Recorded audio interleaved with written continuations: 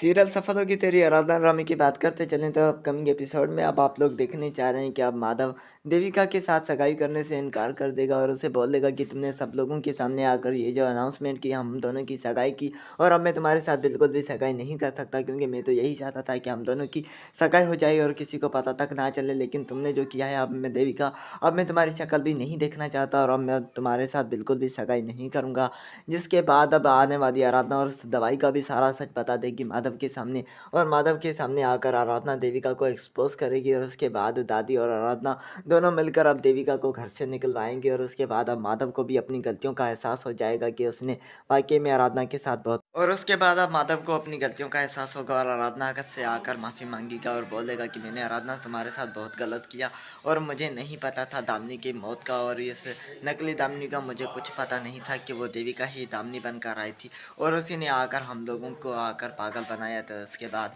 आराधना कह देती है माधव से कि कोई बात नहीं है, पहले मैं भी बहुत परेशान हो गई थी और मैं भी